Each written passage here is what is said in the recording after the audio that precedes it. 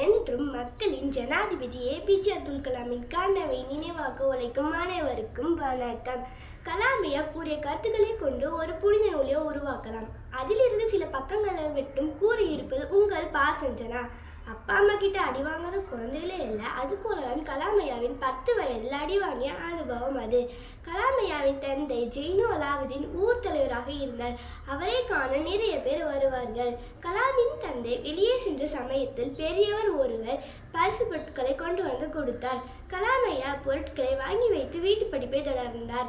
திரும்பி வந்த கலாமின் தந்தை பரிசு பொருட்களை கண்டு கடும் கோபம் கொண்டார். பின் பரிசு பொருட்களை பெற்றுக்கொள்வது பாம்பும் கொத்து வாங்குவதற்கு சமம் என்ற அறிவுரை தந்தார். இதனால் கலாமையா பரிசு பொருட்களை விரும்புவதில்லை. மேலும் ஆடம்பரத்தை விரும்பாதவர் கலாமையா. எடுத்துக்காட்டாக மதுரை அரவிந்த் கண் மருத்துவமனையில் நடந்த அனுபவமே சாட்சியாகும். மதங்களை கடந்த மகான் அல்லவா நமது கலாமையா. ஒரு மனிதருக்கு இத்தனை நற்குணங்களா என இறைவனை பொறாமைப்படும் புத்திசாலி அல்லவா நமது கலாமையா.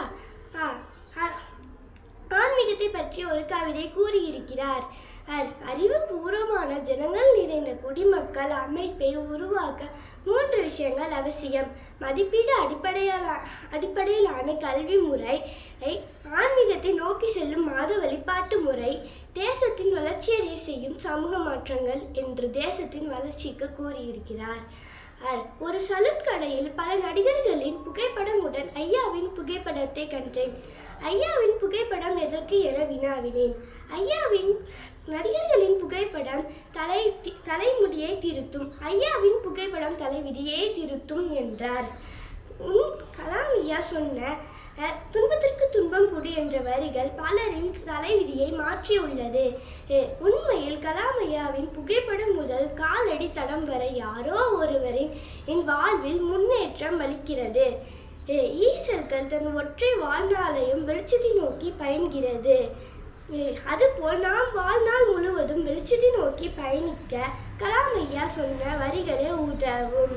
நாளை பிறக்க போகும் குழந்தைக்கும் நேற்று வளர்ந்த பெரியோருக்கும் பிடித்த மாமனிதர் என்றால் அது கலாமையாவாகும்.